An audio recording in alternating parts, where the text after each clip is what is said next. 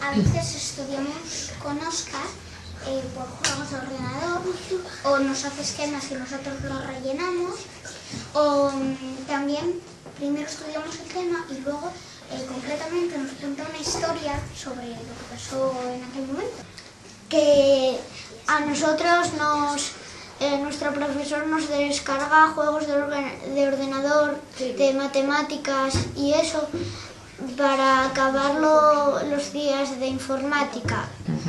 Y eso sirve como maneras de aprender a hacer las cosas de matemáticas. Para hacer los exámenes y eso. Muy bien.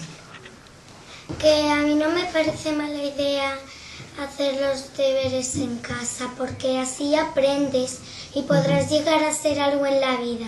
O sea que entre las técnicas que aprendéis con los profesores es llevar tarea para casa y así aprender tú sola y responsabilizarte. Muy bien.